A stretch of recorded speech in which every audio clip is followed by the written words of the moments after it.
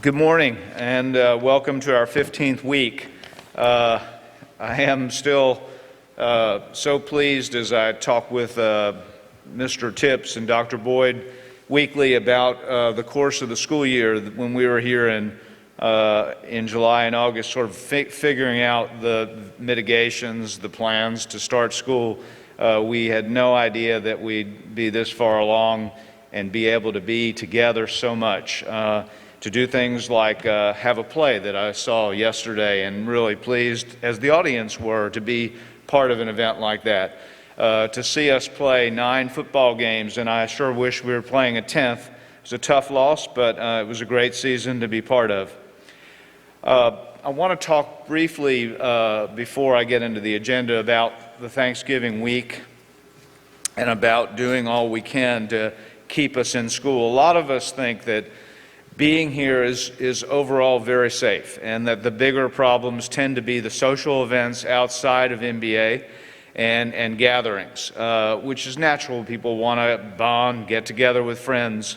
But the more you can do to stay at home, to be in smaller groups, the better. You know, on a very personal level, we were going to have about 14 people at our house for Thanksgiving, but my wife thought better about the situation and canceled. Her family's coming up, so it'll just be either 2 or 5 of us, meaning our daughter and son-in-law and grandson. So things are changing for many of us this week, and I just would appreciate your doing your best to be safe, to make certain that we are safe here and healthy. It is also so much better to be in a normal routine, and I know a number of you realize that some schools have gone remote, some schools have gone to hybrid situations. We have those contingencies in place. We talked about them this weekend, but frankly, our first choice overall is to be in person and to finish the semester in person and to try to begin the next semester the same way. I mentioned a few moments ago that I saw the play yesterday. They did a fabulous job. The director is sitting in front of me, Ms. Bromfield, who's new to MBA this year and has also done a terrific job in general. Join me in congratulating the cast, those that worked on the set, and all that helped develop the play. Let's give them a round of applause.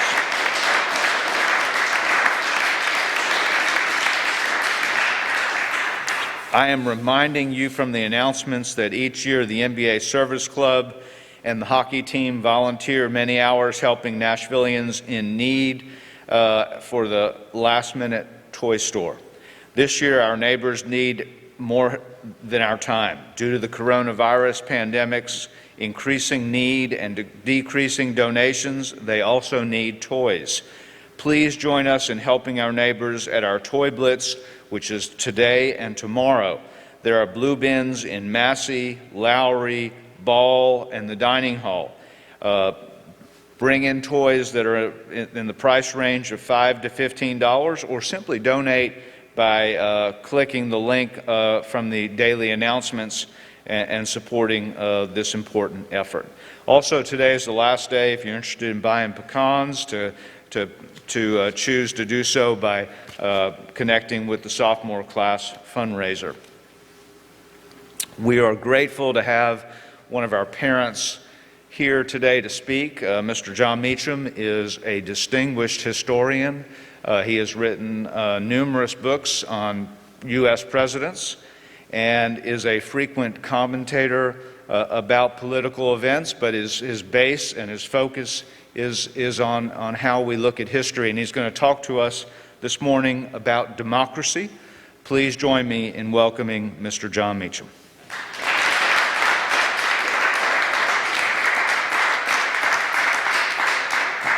Thank you, Headmaster. I'm delighted to be here. I will tell you quickly, the first time I spoke at one of my children's schools, some of you may have been there. I'm sure you remember it very clearly because it was about 12 years ago. It was at Innsworth years ago, and I was on my way to talk about, it was basically kindergarten through 6th grade, I guess, right? and I was on my way over. It was President's Day. I'm kind of the go-to guy for obscure federal holidays. You know, if you have one, you call me. I insist on believing that Jon Stewart was paying me a compliment when he once referred to me as a geek Wikipedia. So he didn't mean it that way, but I insist on that. So I was on my way over and I was thinking, all right, how can I make presidential history interesting to kindergarten through 6th, 7th, 8th grade? So it occurred to me to talk about blood and vomit. Okay, so bear with me. I said, you know, presidents are people. They are human beings. They're not all on Mount Rushmore. Andrew Jackson was once in a duel, and he let the other man shoot him first, and his boot filled with blood, and then he lowered his gun and shot the other man dead. And there was some flickers, you know, in the audience. And then I said, how many of you have thrown up on someone? And I'm here to report that a disturbingly high percentage of Innsworth students 10 years ago eagerly reported having thrown up on someone. There are lots of hands in excitement. And so I said, okay, well, George Herbert Walker Bush, when he was President of the United States in 1992, went to Japan for a banquet and threw up on the Prime Minister of Japan next to him. And my point being that presidents are human beings. They have good days and bad days. Honest to God, that night I got 32 emails from mothers saying, was it true I had said, go home and throw up on someone and you too can be President of the United States? So my goal here is to be a little clearer than I was then.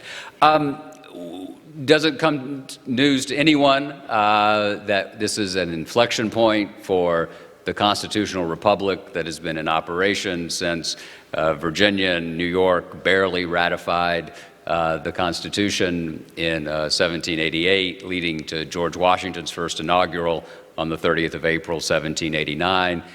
We are under the most significant stress and strain for that constitutional order, certainly since 1932-33, and arguably since the 1860s.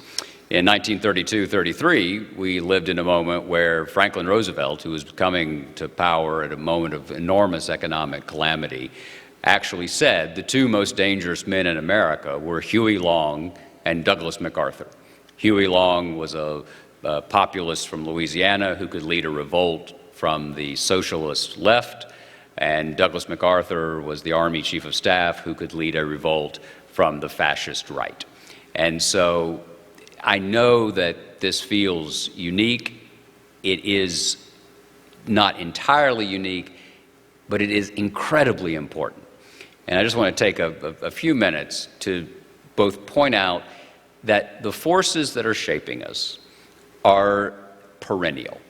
No single election, no single transition, if we ever get to one, no single piece of legislation will ever fully resolve the forces that shape us for ill and for good. America is fundamentally shaped by ambition, appetite, greed, selflessness, selfishness, because we are a human enterprise. A republic is, in fact, the sum of its parts. The word itself comes from the public thing. And what is the public, if not all of us?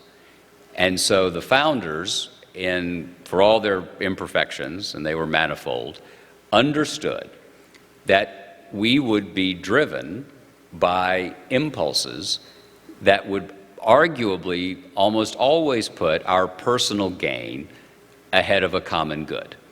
And so one of the main reasons the Constitution of the United States makes it so hard to do anything quickly is because the founders assumed that most of what we would want to do quickly would be bad.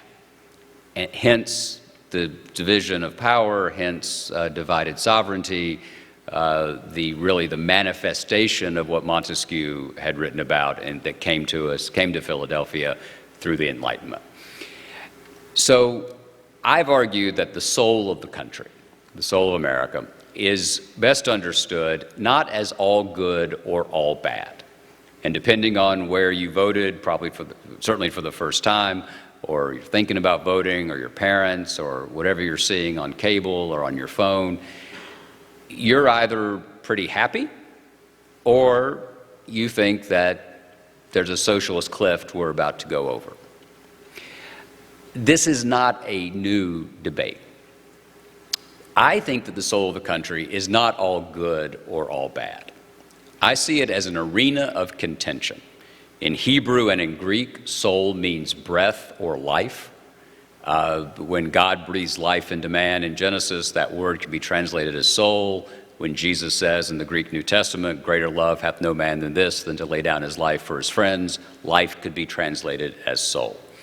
And so in the American soul, there's Martin Luther King, there's the Ku Klux Klan, there's grace, there's rage, there's kindness, there's cruelty, there's sin, there's redemption, there are good days, there are bad days, because it is a human undertaking. We are the sum of our parts. St. Augustine has the best definition of a nation I've ever run across, in which he said in The City of God, that a nation is a multitude of rational beings united by the common objects of their love. A multitude of rational beings united by the common objects of their love. So I want to take those 2 points, expand on them a little bit, and then let you get on with your day. Rational. Reason lies at the heart of the American experiment and has to lie at the heart of the human experience. So the American experiment and human experience. Democracies work. America works. Our lives work when we actually are curious about the world around us, where changing data, where shifting circumstance, where contrary evidence is not resisted because it doesn't fit with a pre-existing worldview that we may have, but when we take it on board and perhaps in light of those changing facts, shifting circumstance, and new data, change our minds. America was founded, not least, to give the capacity of reason, the work of your mind, a chance against what the 18th century saw as passion. In our world, we call it polarization or partisanship or tribalism. You should never let one single Twitter feed or one single cable network tell you what to think. That's not what America's about. America at its best is about manifesting this Enlightenment idea that we can, in fact, learn from experience and act on it. So we have to be curious and reasonable, rational, as St. Augustine said. And America was the manifestation of a lot that was unfolding. When Thomas Jefferson wrote what became the most important sentence ever originally rendered in English, that all men were created equal and were endowed by their Creator with certain inalienable rights, among them life, liberty, and the pursuit of happiness, a sentence that has changed more lives around the world and continues to do so. I will parenthetically say that I know that's a hyperbolic claim to say it's the most important sentence ever rendered in English, which reminds me of the old story about the Texas school board candidate who was against teaching Spanish in the public schools down in Texas and said on the campaign trail one day, if English was good enough for our Lord Jesus Christ, it's good enough for Texas. So I hesitate that. I told that story to George W. Bush once when he was governor of Texas. He went, that's pretty funny, asshole. So it was the beginning of a beautiful friendship. But in any event, sorry, headmaster. Your headmaster and I share an educational background at the University of the South, which we think of as Downton Abbey meets Deliverance, for those of you who are looking at Sewanee. When Jefferson wrote that sentence, he was not doing so in a vacuum.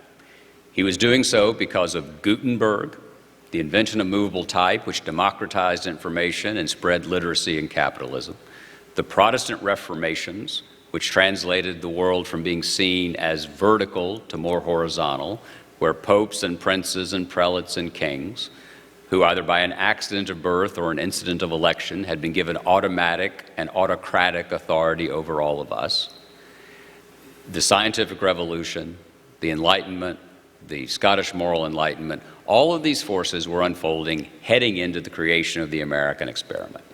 And so this reorientation of life from being top down to being more horizontal, for all of its exclusions, imperfections, and unfinished business and dreams deferred, was the central shift in Western life. But it was made possible because of reason and curiosity and the capacity to change your mind and not simply put on a jersey of one side or the other and charge that line no matter what. So I would urge you, for the sake of the country and for the sake of your own sanity, to always be open to reason and curiosity. Democracy depends on it. Democracy without that becomes an autocracy of opinion.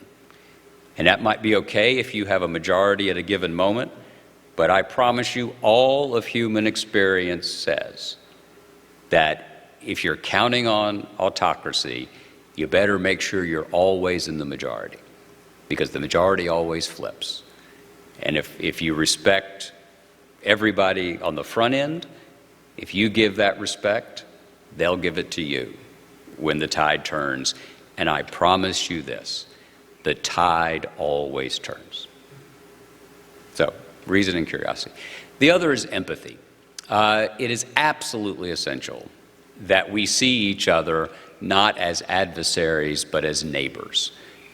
The most radical commandment in the history of the world is love your neighbor as yourself. Who the hell wants to do that? Right? I like my neighbor, most of them. I wish them well, but do I love them as much as I love myself and my son and his sisters and our Springer Spaniels? No, I don't. Again, I'm fine. I don't wish them any harm.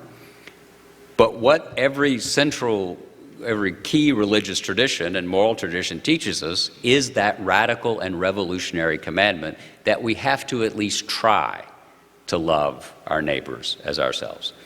And in the effort, in the trying, comes grace, and comes forbearance, and comes a point where you're going to be in a conversation about what should happen with this tax rate or this piece of foreign policy or this or that. And if you are open to that forbearance, if you are open to seeing people as a neighbor and not as an implacable foe, then 95% of the time, you're going to have those conversations and you're going to think, nah, they're wrong, I'm right. But I promise you, law of averages, that 5% of the time, you're going to, if you listen, you'll think, maybe they have a point. And I'd submit to you that the best of America happens when you think, maybe they have a point. And that requires empathy, requires forbearance, and that opens the way to grace and potentially progress and light. I'll leave you with this. This is the best definition of democracy I've ever come across. You can't be for democracy when you win and against it when you lose. That's not the way this works, right? This is E.B. White. I'm sure y'all might get taught E.B. White now and then. Once More to the Lake, some other great essays. You certainly know Charlotte's Web. I hope you've read later stuff too. E.B. White, in 1943, defined democracy in a piece in The New Yorker. And President Roosevelt came across it and loved it. So this is E.B. White on democracy, 77 years ago. Democracy is the line that forms on the right. It's the don't in Don't Shove. Democracy is the recurrent suspicion that more than half the people are right more than half the time. It's the feeling of privacy in the voting booths, the feeling of communion in the libraries, the feeling of vitality everywhere. Democracy is a letter to the editor. It's the score at the top of the ninth. It's an idea which hasn't been disproved yet, a song the words of which have not gone bad. FDR ripped that out of the magazine and he'd read it to people who came into his office and he'd say, "Them's my sentiments exactly." I think they should be all our sentiments. Thank you.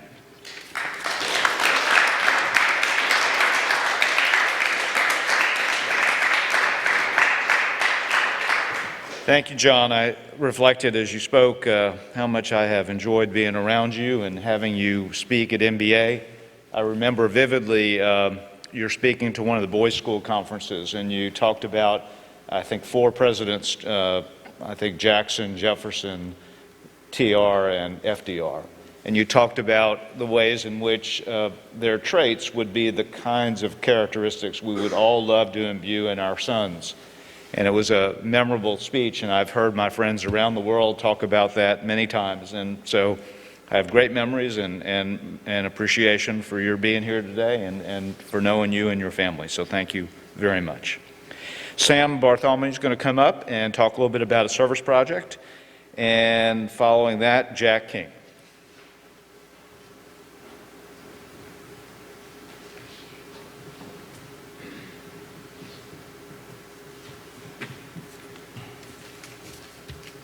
We're going to play the video. To dance is to share your passion.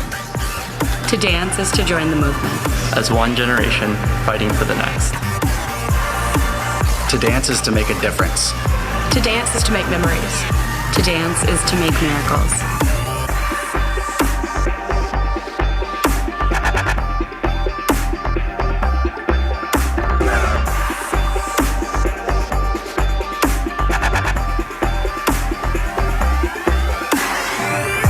To dance is to celebrate.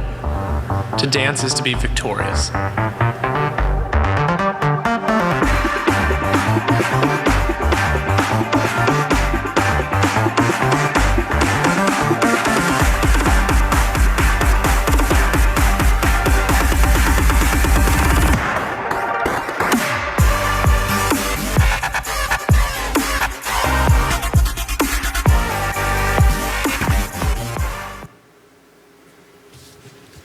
Hey guys, I'm Sam Bartholomew, and this is Stanford Toms. We're the chairs of the new Dance Marathon service event. Recently, our Montgomery Bell Miracle team has begun to plan this year's Dance Marathon. Last year, MBA hosted its first ever Dance Marathon to support Vanderbilt Children's Hospital. These Dance Marathons are events aimed to benefit Children's Miracle Hospitals nationwide.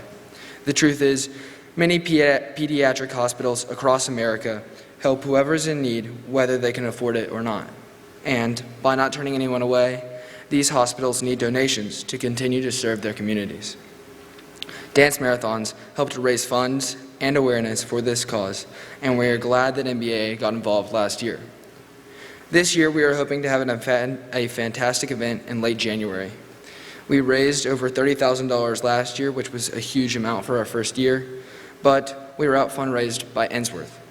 Our goal for our second year is to raise more than the Tigers and to establish a strong connection between the MBA community and many of the Miracle patients. So far, we've had 2 Zooms with patients from Vanderbilt Children's Hospital, and we'll host another very soon. We hope you will join us, and Stanford will tell you more about how to get involved. If you would like to get involved, we're holding a meeting tomorrow during break in DPS. If you're interested, there'll be Chick-fil-A there. We are hoping to get more participation from the junior school this year and are excited to be hosting the event in conjunction with Harpeth Hall. If you cannot make the meeting tomorrow, email Sam or myself, Stanford Toms. Look out for more info in the daily announcements soon. And we are excited to begin fundraising soon and cannot wait to tape Mr. Sawyer to the wall again, hopefully. Thanks, and hope to see you tomorrow.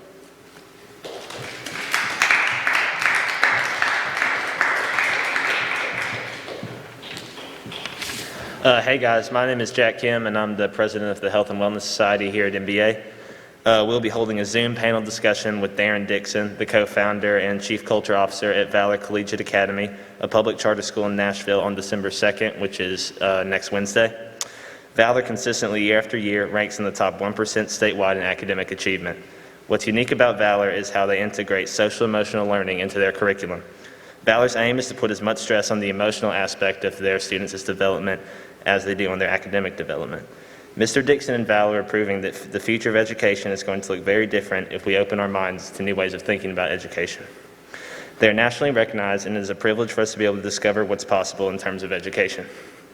A Google form with questions regarding social-emotional learning will be sent out at the end of assembly, and your responses will help us form questions to ask Mr. Dixon.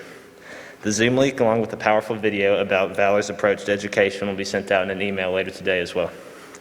Also, to promote the Zoom discussion, the Health and Wellness Society will be holding a contest where you can submit art, poetry, creative writing, music, etc. that you have made that expresses your creativity and emotions. The top 3 submissions will receive prizes, with the winner receiving a $50 Amazon gift card and the 2 runner-ups each receiving a $25 Amazon gift card. You can submit your entries in another Google form that will be sent out at the end of assembly. We'll also be handing out stress balls at break next Tuesday in the grassy area outside of Davis near the end of the snack line to help promote the Zoom. All right, thank you.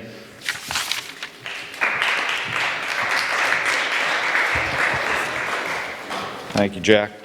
Last announcement comes from our mock trial team. They've participated in 2 tournaments of late. Coach Cowan's here this morning as well, so would you guys please come up to present the trophy?